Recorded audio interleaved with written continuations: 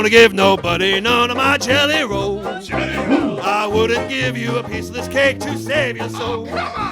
My mom told me today, before she went away, to be a good boy, she'd bring me a toy. I'm my mama's pride and joy. Now there ain't no use for you to keep on hanging round. I love you, but I've got to let you down. Olá pessoal, sejam bem-vindos a mais um episódio do Castalho Podcast. Meu nome é Og Maciel e eu estou aqui falando com vocês de North Carolina, em Chapel Hill. Eu sou Eliezer Rezende, estou falando aqui do sul de Minas. E eu sou Bruno Rocha, falando de Guarulhos, São Paulo. Diz o ditado que de programador, empreendedor e de louco todo mundo tem um pouco. E a maioria dos programadores, em um determinado momento de sua carreira, acaba tendo várias ideias de empreendimentos que podem resultar em negócios bem-sucedidos, mas muitos não vão em frente, ou por falta de incentivo, por falta de interesse ou de tempo. Então hoje falaremos sobre as dificuldades, desafios de ser um programador apaixonado pela tecnologia que trabalha e, ao mesmo tempo, empreender em um produto ou empresa. E hoje, para ajudar aí a gente a responder algumas questões sobre esse assunto, nós trouxemos 3 excelentes programadores que também se tornaram 3 excelentes empreendedores, né? A gente vai conhecer a história aí de cada um deles. Um deles é o Flávio Júnior, né? Para os amigos mais conhecido como Palito. E o Flávio é cientista da computação, formado pela Universidade Federal de Pernambuco. Ele já implementou diversas soluções para startups, inclusive ele ocupou o famoso cargo de sócio técnico. Logo mais a gente vai falar sobre essa história aí de sócio técnico.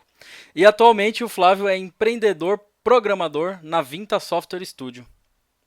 Conosco também temos o Felipe Ximenes, mais conhecido como Shima. E ele também é formado pela Universidade Federal de Pernambuco, adora programar em Python, JavaScript e mantém um projeto open source relacionado a APIs, chamado Tapioca Wrapper. E junto com o Flávio é empreendedor, programador na Vinta Software Studio. Bom, nosso terceiro convidado é o Renato Oliveira. Ele também estudou na Universidade Federal de Pernambuco, já foi membro da diretoria da Associação Python Brasil e organizou a Python Brasil de Porto de Galinhas. Ele também é empreendedor, programador, mas ele trabalha na LabCode Software Studio. Opa galera, Renato aqui. Aqui é Flávio, também chamado de Palito. Shima aqui. Bom, como vocês podem perceber, nossos 3 convidados são de Pernambuco e suas startups foram fundadas e permanecem em Recife. E isso já nos leva à primeira pergunta. Com tanta iniciativa ligada ao empreendedorismo, Pernambuco é o Vale do Silício brasileiro? Não. Capcioso, bem capcioso. O pessoal aqui em Pernambuco, ele tenta muito. Alguns tentam, tipo, existe uma divisão muito grande. Pessoas que juram que é e pessoas que juram que não é. Eu acho que a gente faz parte das que jura que não é, né? Assim, na minha opinião, não é ainda, tem potencial, a gente tem coisa crescendo, tem empresas grandes formando, tem empresas pequenas se consolidando, mas assim, não tem, na minha opinião, não tem volume ainda para chegar e dizer, é o Vale do Silício. Não, acho que ainda falta muito ainda. Bom, aproveitando um pouco isso, vocês falaram que está crescendo e tal. Existe algum incentivo do governo para ajudar no empreendedorismo aí em Recife? Existe, assim, eu não posso falar com tanta propriedade porque eu acho que a gente nunca pegou nada, mas existe, assim, tipo, mais incentivo fiscal para empresas que são acima do simples e se locam no Porto Digital, que é uma área que a gente tem aqui, que ela é... O bairro do Recife, que é o centro da cidade, né?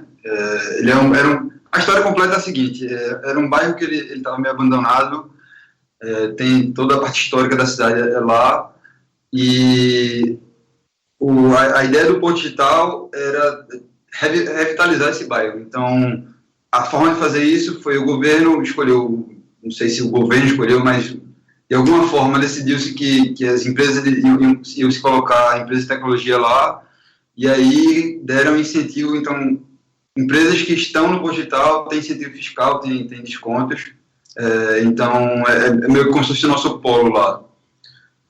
Essa questão do incentivo é algo que sempre se cobra muito, né? Quando se fala em empreendedorismo, que o governo tem que incentivar mais e tal. Mas aqui em Recife existe um certo incentivo, só que eu acho que o foco desse incentivo acaba atrapalhando. Tipo, hoje esse incentivo está movendo mais para startups, para novos produtos, mas durante muito tempo, desde o começo do Pordigital, que começou do final dos anos 90 para o começo dos anos 2000, o foco não era startups, ninguém falava de startups, falava de outro tipo de empresa.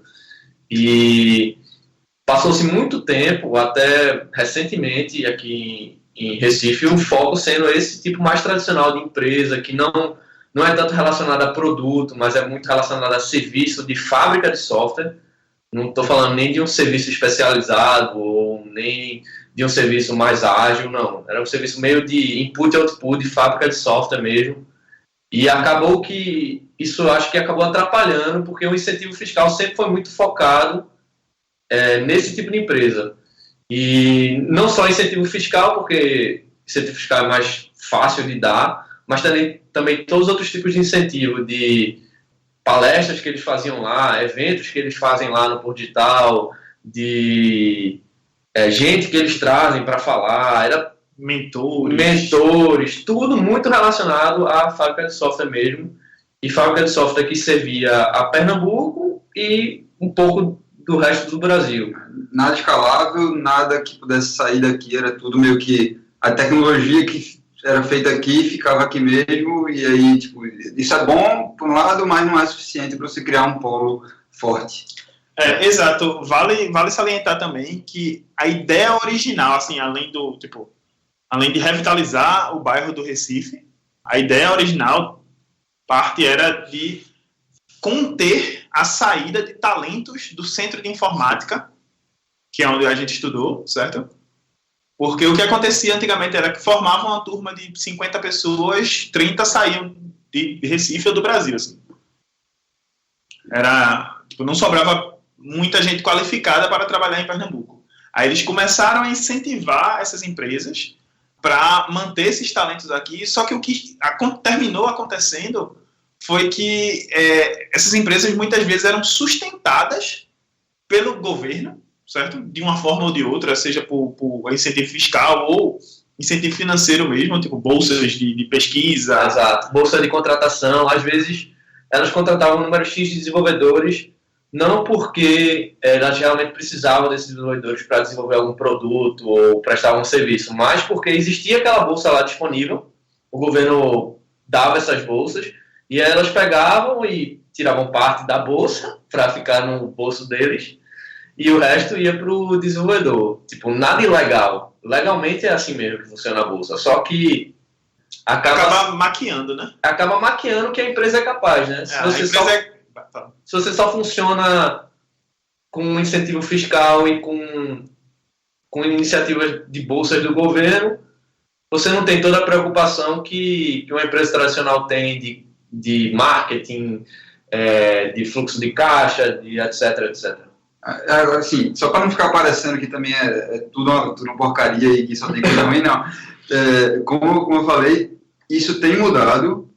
Eu acho que também a crise meio que ajuda isso, que, tipo, a partir do momento que o governo não tem dinheiro, a empresa que está vivendo nesse ciclo vicioso aí de pegar dinheiro do governo, se mover, né? Ela inova e ela dá um jeito de se fortalecer no mercado de verdade, não esse mercado de governo, ou ela morre. E aí eu acho que tem acontecido isso, parece uma coisa negativa, mas tem esse lado bom também desse processo. E também vale lembrar que tem mudado, então tem aparecido empresas gigantescas que estão investindo aqui, que estão fazendo coisa legal, e tem empresas menores também, como as da gente, que a gente, apesar, assim, também vale salientar, a gente não está lá nessa área do Pordigital, mas que tem procurado fazer um trabalho diferente do que esse que as empresas mais tradicionais faziam.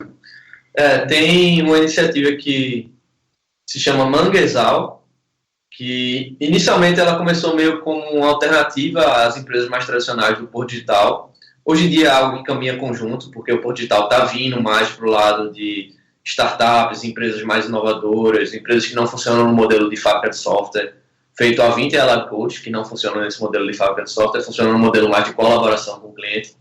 Então, o Manguezal, que a gente sempre fez parte, veio como essa alternativa ao Porto Digital e hoje caminha conjunto ao Porto Digital. Então, é algo que mudou muito e toda essa força que Recife tem em tecnologia da informação atraiu grandes empresas. Hoje a gente tem aqui a TOTWORKS, hoje a gente tem a Accenture aqui também, e outras empresas que estão vindo. Tem Motorola, que faz projeto com centro de informática, Samsung também. Dá para sentir que está acontecendo alguma coisa, entendeu? Tipo, dá para sentir que está fertilizando. E já que a gente está mencionando a Inloco também, que nasceu aqui. Nasceu do centro de informática, inclusive. Nasceu lá no centro de informática e está crescendo assim numa velocidade assustadora, um potencial gigantesco aí. Inloco Media. Inloco Media é o nosso unicórnio aqui, né? Como a gente costuma falar. Legal. Já que vocês citaram que tem algumas empresas, né, que estão indo ou que talvez abriram uma filial aí, a gente sabe que São Paulo é um forte centro econômico, né? E, bom, vocês acham que com os modelos de negócio voltados para a internet é possível empreender assim no mesmo nível, mesmo não estando em São Paulo, estando, por exemplo, vocês aí no Nordeste? Vocês sentem alguma dificuldade nesse sentido? Vocês têm que, por exemplo, ir prospectar clientes lá em São Paulo? Fala um pouquinho pra gente aí como é que funciona e o que vocês acham a respeito disso. A gente meio que pulou a fase de São Paulo, né? A gente chegou a ir para Rio e São Paulo, correr atrás de clientes. A gente foi até junto para o Rio de Janeiro. Foi junto para o Rio de Janeiro, fez um roadshow lá, bateu em várias portas. Já tive projeto de cliente em São Paulo, já tive projeto de cliente no Rio, só que a gente, com a alta do dólar, a gente meio que previu isso, só que tipo, era bem óbvio. Ainda até ficou impressionado que outras empresas não fizeram o que a gente fez em 2014, né? Final de 2014, 2015. 2014 para 2015 a gente viu, poxa, tem uma crise chegando aí, o dólar vai subir, vamos correr para os Estados Unidos. E aí a gente correu para os Estados Unidos, especialmente Nova York e São Francisco. E a gente consegue, aqui de Recife, fazer uma prospecção nesses dois lugares. E, tipo, se você alinhar o seu discurso de venda, se diferenciar para o nosso tipo de serviço, que é desenvolvimento de software sob demanda, personalizado sob demanda, é tranquilíssimo você fazer de qualquer lugar do mundo, eu acho. Eu acho que o único problema é time zone, né? Na real, a gente tá, tipo, em vantagem a outros centros, assim, entre aspas, de terceiro mundo, que a gente consegue cobrar mais caro do que o Brasil, que a gente cobraria no Brasil, e mais barato do que eles cobrariam lá nos Estados Unidos, entendeu? A gente tá numa vantagem justamente por conta da time zone. Tipo, meus clientes hoje são de Nova York e da Filadélfia. A diferença de horas daqui para lá, porque a gente não tá no horário de verão, é de 2 horas só. E aí, só para fechar mais na pergunta, pensando em São Paulo, como o Palio estava falando, a gente teve essa fase de, não, a gente precisa ir para São Paulo, porque é óbvio que tem mais grana lá e tem mais potencial de cliente e tudo mais, mas a gente fez viagem para lá, bateu em porta, tentou divulgar, mas aí no meio do processo a gente teve essa sacada dos Estados Unidos, e aí meio que abortou São Paulo, começou a pensar só para fora, mas sim, a gente teve essa fase, a gente, eu posso pela vinda, a gente tinha muito cliente em Recife, teve alguns clientes em São Paulo e Rio, mas há um bom tempo que a maioria dos clientes são de fora, então esse é o foco da gente. Eu acho que para startup faz sentido. Faz sentido demais pensar em São Paulo, não pode ficar em Recife. E estar lá. E estar lá com a equipe de vendas, pelo menos. Seu desenvolvimento pode ser em qualquer lugar, mas sua equipe de vendas tem que estar em São Paulo. Porque se você for customer side, São Paulo, população, né? Exato. E se você for business side, São Paulo dinheiro. São Paulo dinheiro empresas, né? Exato. Então você tem que estar em São Paulo. A gente tem contato com um empreendedor aqui de Recife num grupo de Facebook e todo dia ele posta falando: vá para São Paulo, vá para São Paulo, vá para São Paulo. Como a gente está falando, a gente meio que pulou essa fase já, mas esse cara que é mais do lado de startup, ele foca muito nisso e eu concordo, assim, eu acho que startup tem que estar com vendas em São Paulo, sim. Exato. A gente da LabCoders, a gente nunca teve muito cliente aqui em Recife. Logo quando a gente começou, a gente já pegou um projeto muito grande em São Paulo, certo? E a gente foi umas vezes também para São Paulo, foi para o Rio de Janeiro, junto com o pessoal da Vinta, mas, apareceu a oportunidade dos Estados Unidos, e eu digo, além da questão do dinheiro também, a mentalidade do que é software. Eu acho que existem, a gente falando de Recife, São Paulo e Estados Unidos, existem 3 diferentes mentalidades aqui, assim, que são bastante claras. Com relação a software ser custo, de um lado, sendo a mentalidade de Recife. No meio está São Paulo, que está entre custo e investimento, e lá fora, que software é definitivamente investimento.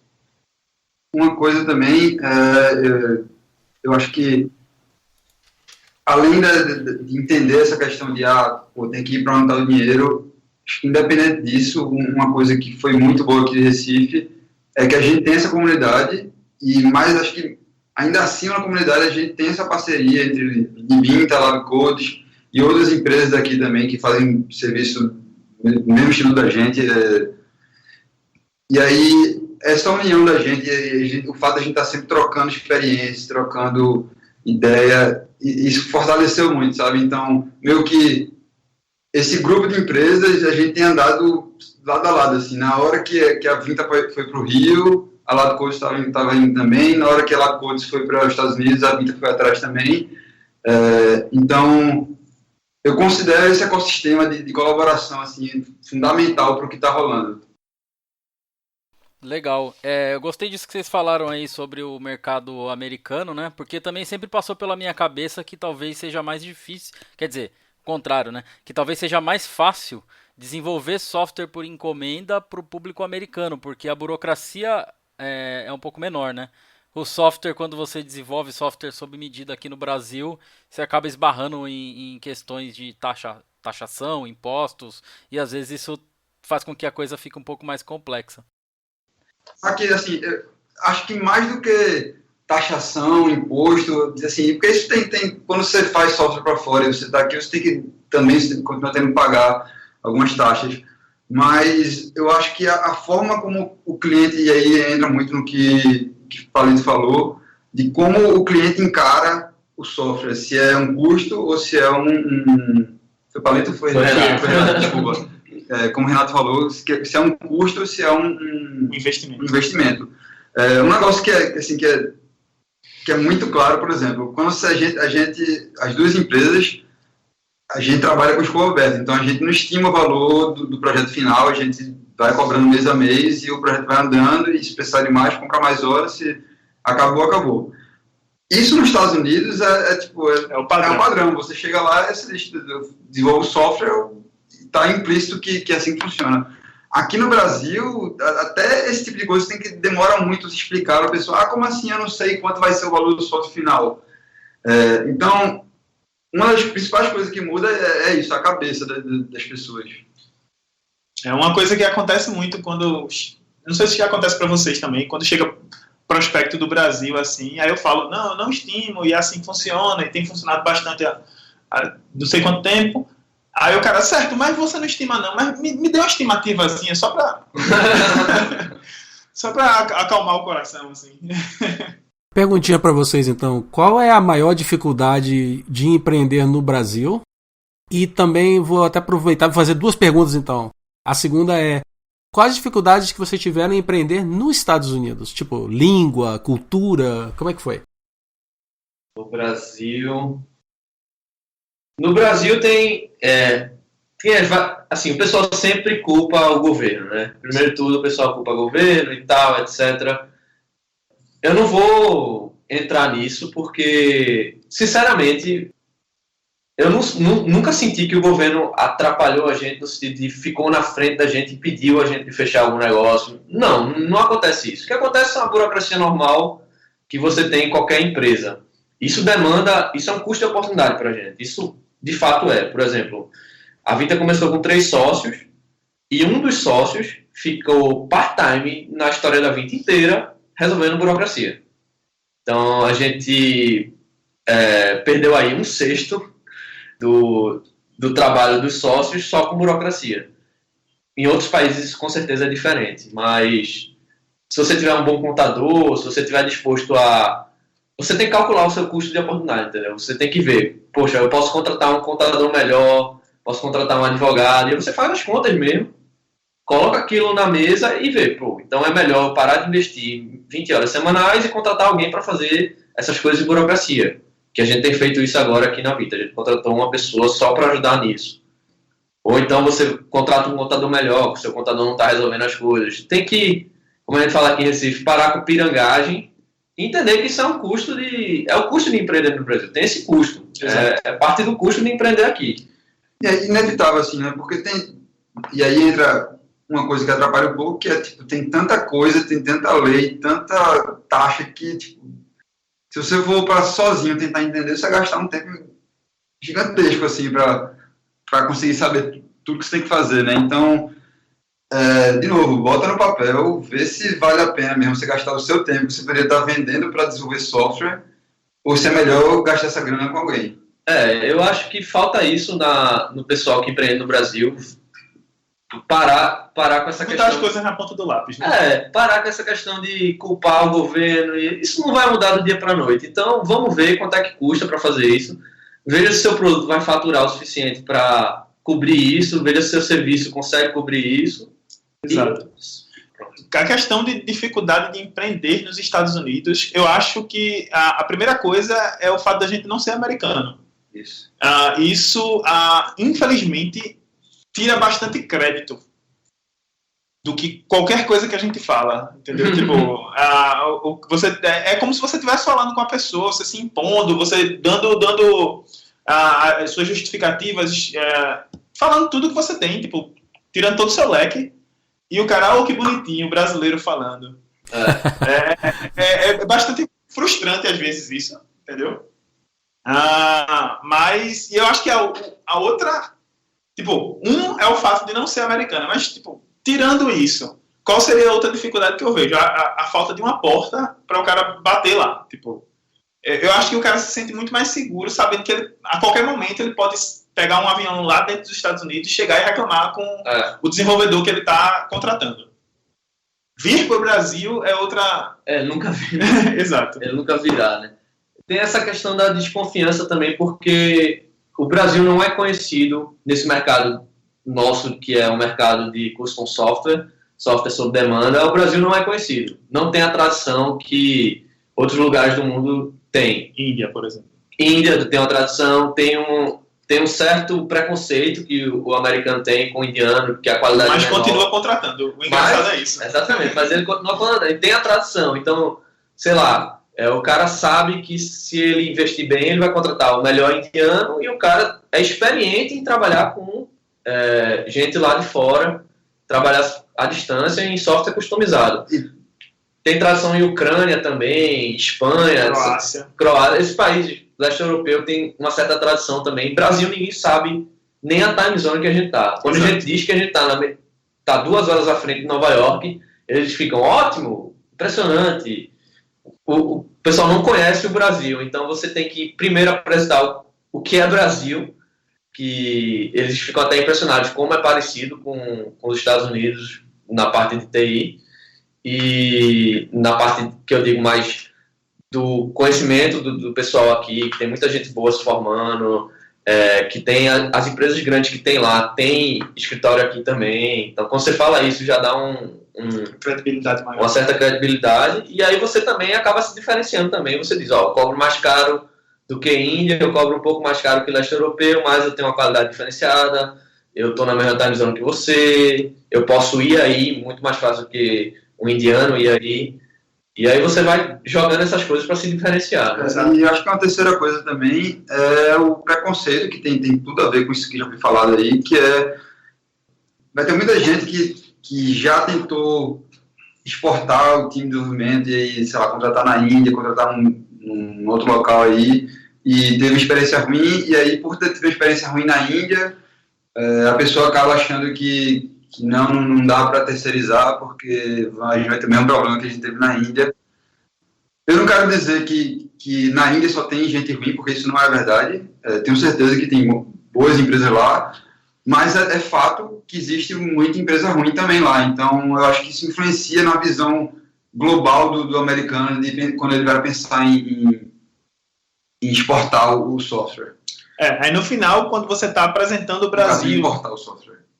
Importar o software. Okay. Aí no final, quando você está explicando o que é o Brasil, falando que você está na mesma time zone que o pessoal lá, você termina tendo que vender as coisas que você não fez antes de você vender as coisas que você fez.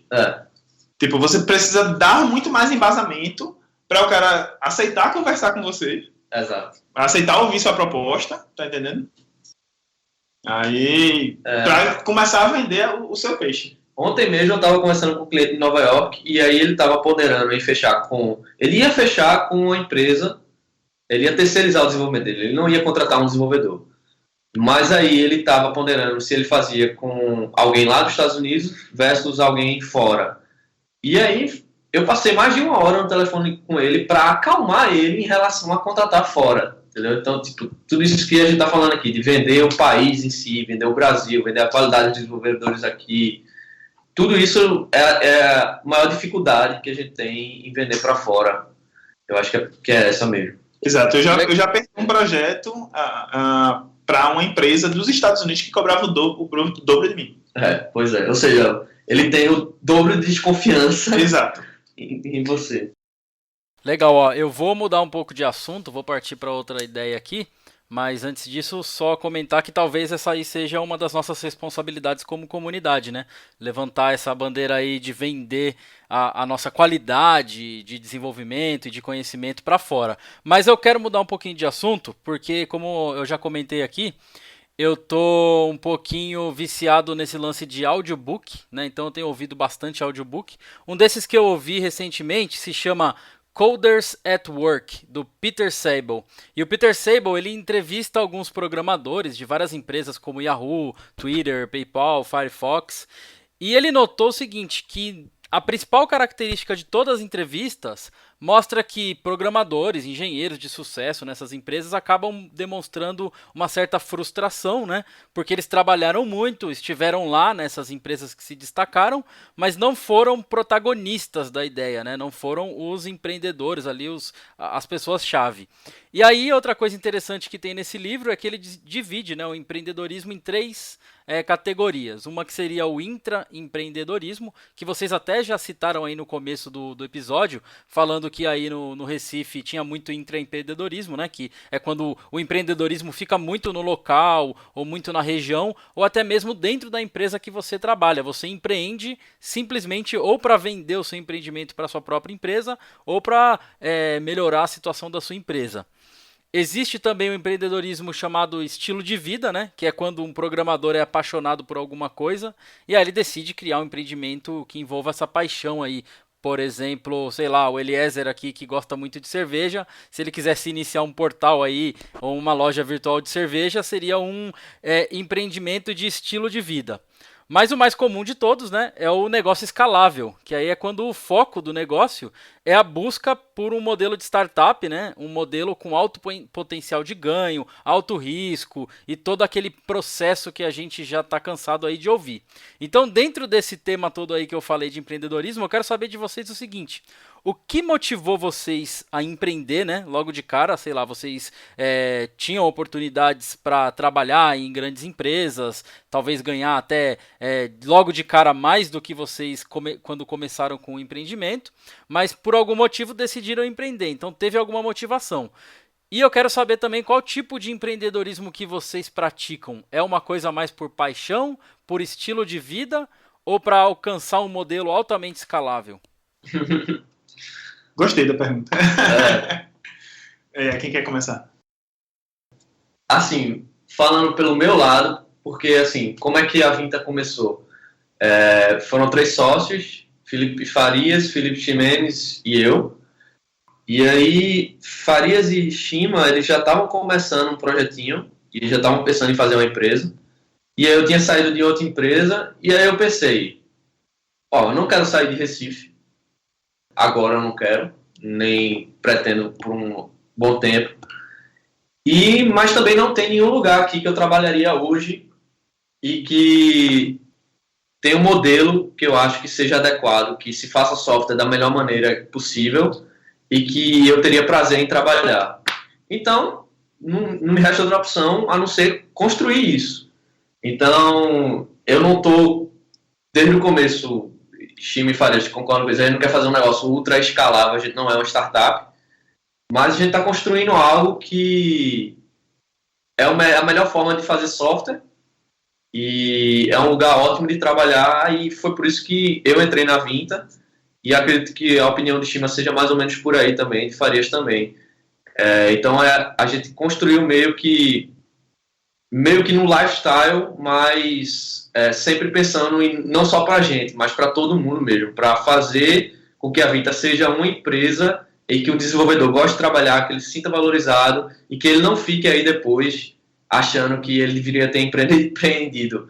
Que na Vinta ele possa empreender também, que ele possa trazer projeto para a Vinta, que aqui dentro a gente incentiva o cara a ir para fora, participar na comunidade, fazer palestra, enfim, a gente torna o cara... Eu sei que toda empresa diz isso, que quer que o cara se sinta parte do time, e etc, etc, mas a gente faz isso na prática mesmo, porque eu comecei a Vinta assim, eu vi que não tinha lugar que eu queria trabalhar e eu quis construir esse lugar.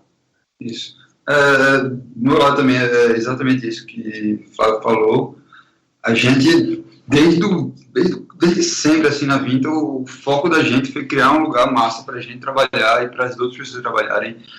Inclusive, antes da Vinta, eu tinha participado de uma startup que não foi para frente, e nessa época eu tinha um certo, vamos dizer, preconceito, assim, porque a visão que eu tinha de software como serviço, né, fazer serviço de software era uma coisa que era um modelo que sempre caía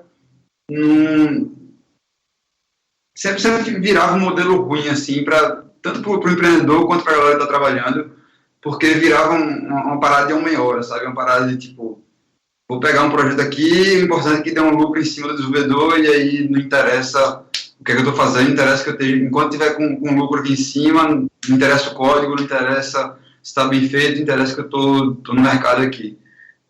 Então eu tinha um pouco desse preconceito, eu sabia que era uma coisa que eu não queria fazer nunca para mim, até eu conhecer uma outra empresa, que é a Guava, que também está bem próxima da gente aqui, que já estão fazendo isso, esse mesmo modelo da gente. Eles trabalham mais com Rails, mas eles têm o mesmo modelo da Vinta e da LabCodes.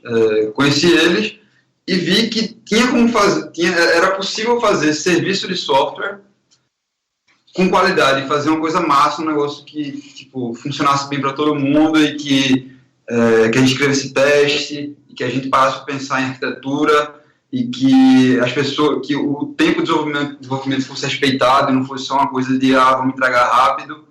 Então quando eu vi isso aí, eu fiz, cara, dá para fazer legal. E aí foi quando a gente começou a especular como é que a gente fazia alguma coisa parecida com a da Guava lá. Eu posso dizer que é a mesma coisa.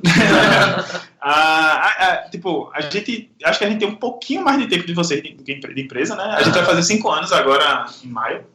E também foi por ser fã da Guava. Tanto é que, curiosidade, a LabCodes ia se chamar também nome de fruta. A gente não tinha... o nome LabCodes é temporário e permanente. A gente não tinha muita criatividade na hora, enfim. Beta eterno. O beta eterno, exatamente. E foi basicamente isso, tipo, eu queria construir um lugar para trabalhar que, assim, o meu emprego, eu queria fazer o meu emprego. Eu não achei meu emprego, eu nunca fui bom funcionário. Eu nunca me adaptei muito bem nos lugares, assim. E eu queria fazer o meu emprego, assim, que eu acreditasse no que eu estivesse fazendo, que eu trabalhasse com pessoas que eu gosto. Tanto é que, tipo, meus sócios são meus melhores amigos. E que eu pudesse... Porque, assim, tipo, a Lab Code surgiu da comunidade. Ou seja, eu queria estar nesse meio, assim, tipo... Queria estar junto, trabalhando com pessoas da comunidade, estar devolvendo para a comunidade que eu ganhei. E foi bem isso, assim, tipo, foi fazer meu emprego, que eu pudesse trabalhar de bermuda para sempre. E já que vocês falaram aí de fazer o emprego de vocês, uma outra perguntinha rápida, assim, só para vocês citarem. Que vocês construíram a empresa, o negócio de vocês, com base em quais tecnologias? O que vocês têm focado aí e que tipo de solução vocês têm desenvolvido? Ou vocês desenvolvem qualquer coisa que o cliente pedir, ou vocês têm um segmento específico? Então, a gente basicamente trabalha com Python e JavaScript Para web. para web. Mas se bem que a gente não faz nada além de web. Eu, pelo menos, faço Não, isso. exato. Tipo, a gente não faz nada além de web. A gente já pensou em fazer mobile, Ah, sim. Aí vocês tiveram essa... mas o segmento é web com Python e JavaScript. Então, A gente já trabalhou com Java também. Já trabalhou também fazendo banco de dados puro. Eu acho que meio que a história é... No começo a gente pegava mais coisa e aí tipo, se adaptava mais. Hoje em dia a gente tá mais seletivo. exatamente. Hoje em dia, assim, do lado da vinda, pelo menos, a gente bota a banca, a gente trabalha com Django e pronto. Se o cliente quiser migrar o projeto, a gente migra para ele e faz com Django. Se ele não quiser, a gente indica outra empresa que faça a tecnologia que ele está pedindo lá. Mas a gente, assim, hoje em dia, eu posso dizer assim, bem tranquilo, que o foco da gente é Python, um Django. A gente topa, se for dentro do Python, a gente topa até, sei lá, Flask, alguma coisa dentro do Python, a gente até topa. A gente tem evitado bastante sair do Python. A gente quer se tornar, a gente se vende como especialista em Python e a gente quer ser cada vez melhor em Python. E aí, no JavaScript, como não dá para prever o que está rolando no JavaScript, então, Todo dia muda, né? por enquanto a React, mas assim, vamos ver aí, né? A gente não tem nenhuma vertical, a LabCoach também não, né? Tipo, a gente não foca, por exemplo, em serviços financeiros, serviços para o cliente final. É engraçado até isso. Tipo, você chega assim, aí tá falando da sua empresa para alguém, aí certo, mas você se especializa em quê? Em resolver problema. Tipo, o cara tem um problema, a gente tem uma solução. Aí vai entender o problema e resolver com software. Que é uma parte muito boa do emprego que a gente criou, né? É justamente que você não está só desenvolvendo, certo? A gente cria soluções e para criar uma solução a gente precisa entender do problema do cliente. Aí a gente, no final do dia, a gente aprendeu alguma coisa nova, né? Tem que colaborar com o cliente. Então isso é um negócio que a gente foca muito ao vender, né? Que o cliente tem que estar colaborando, tem que estar no Slack, respondendo as nossas dúvidas. Faz parte do time. O cliente, apesar de não desenvolver, ele faz parte do time de desenvolvimento. Isso aí é muito legal. Bom, eu quero finalizar esse tema de negócios, modelos de empreendedorismo com uma última pergunta, né, que eu não posso deixar de mencionar, como eu já falei lá na nossa introdução. Geralmente acontece o seguinte com quem é programador, né? Você encontra alguém aí num evento de startup ou numa comunidade, e o cara chega para você e fala assim, olha, eu tenho uma ideia aqui que é mirabolante, eu vou ser o próximo Uber do não sei o que, eu vou ser o Uber do mercado imobiliário, ou vou ser o Uber de qualquer outra coisa, e eu tô à procura de um sócio técnico, porque eu não sei programar, mas eu tenho contatos. Então é o seguinte, como você programa, vem aqui ser meu sócio técnico, você faz o produto para mim, e eu te dou 0,0 alguma coisa %. Isso aí é cilada? Dá uma dica aí pra quem tá passando por essa condição. Cilada, Bino. Eu tenho uma resposta pronta pra isso. Eu ofereço mentoria pro cara. Eu faço, não, tranquilo, a gente faz isso aí, eu lhe ensino a programar. E eu garanto, eu tenho paciência pra ensinar. Porque o cara vai ver que é difícil. Exato, aí ele começa a me pagar. Eu acho assim, eu acho que, pô, se tu chega numa situação dessa, e duas, ou assim, ou tu entende sobre o que o cara tá falando, diz, pô, realmente, esse negócio que o cara tá falando faz sentido, eu quero investir nisso, ou então tu tem que fazer uma coisa que seja justa. Então, se o cara está dizendo que consegue vender, e tudo que tu pode fazer é programar, porque em teoria você não sabe da área que ele tá, do negócio que ele está fazendo, que ele entre com dinheiro, pelo menos, né? Então, entre com a sociedade e com dinheiro, porque ele não vai estar fazendo nada enquanto está desenvolvendo. Que é, na verdade, que isso acontece, né? Quando, na verdade, deveria ser, a pessoa deveria estar vendendo enquanto você desenvolve, só que na prática acontece o cara chega lá e diz, quando terminar aí eu vou começar a vender. Aí o cara passa 1 ano, 6 meses lá esperando, o software não sai, porque não tem como você desenvolver um software se você não tem um cliente, porque não tem, sem usuário. Vai dar alguma coisa errada, com certeza.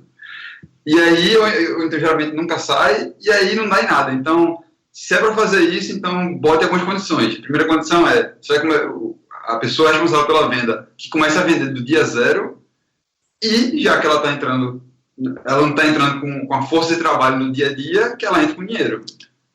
Eu gosto muito do Lean, disso, é que, tipo, beleza, você não tem o seu produto. Tente oferecer parte do seu produto como solução para alguém. A gente desenvolve junto e disso a gente tira um produto. Mas nunca chegou alguém, pelo menos para mim, para oferecer desse modelo de negócio. Não, implementa aí 1 semana. Não, implementa aí que eu vou vender. Tipo, recentemente eu estava vendo todos os prospectos que chegaram para a gente em 2016 e um dos caras foi, tipo, o cara estava em São Francisco, ele disse que já tinha vendido bastante coisa offline e me chamou a LabCodes para ser parceiro técnico, sócio técnico deles, né? Tipo, a empresa, ou seja, a empresa ser dona de parte. Aí eu primeiro perguntei, quanto é essa parte? Aí a gente vai conversar depois. Não. Isso é outra coisa, velho. Nunca deixa para depois. Se é para definir a porcentagem, define no começo. Não espera, depois a gente vê, não. Ou define no começo ou não vai rolar. Eu não vou dizer que é cilada, não, porque eu acredito que se um dia chegar uma ideia sensacional para a LabCodes e que esteja sendo executada do jeito que a gente imagina que produtos devem ser executados, independente, eu estou falando de produto, não estou falando de startup. Um produto ele deve ser executado de uma maneira X, e, a gente acredita nisso, né? E se chegar algum produto para a gente um dia que a gente acredite, a gente vai investir. A gente já tem isso em mente, entendeu? Mas até hoje nunca chegou. Eu até esqueci o que eu estava falando nisso. Não, nunca chegou, então. Não, é exatamente, nunca chegou alguém pra gente. Pronto, era isso que eu estava dizendo. Eu não vou dizer que é cilada. Por causa disso. Porque a gente. Eu acredito que um dia vai chegar alguém que faça um produto bem decente, que a gente acredite. Mas até hoje, não chegou ninguém, não. Mas eu também não digo que é cilada, não. Um dia rola. Pô, eu gostei das dicas que vocês deram aí, até porque um dia, se eu cansar da Red Hat e chamar o Bruno e o Eliezer para trabalhar numa ideia que eu tenho aqui, aí eu já sei o que fazer, já sei como negociar com os dois já. Já sabe como enrolar. Exato. Pro LS pode só oferecer cerveja, né? Exato, com o outro projeto e dele, né?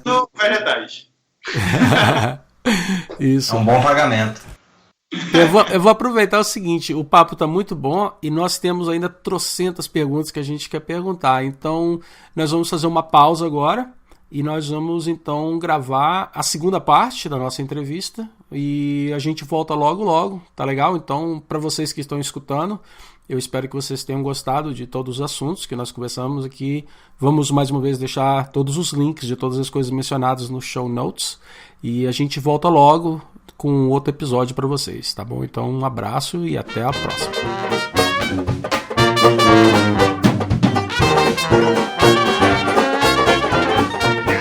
Ain't gonna give nobody none of my jelly rolls. I wouldn't give you a piece of this cake to save your soul. My mom told me today, before she went away, to be a good boy, she'd bring me a toy. I'm my mama's pride and joy. Now there ain't no use for you to keep on hanging round. I love you, but I've got to let you down. My jelly roll.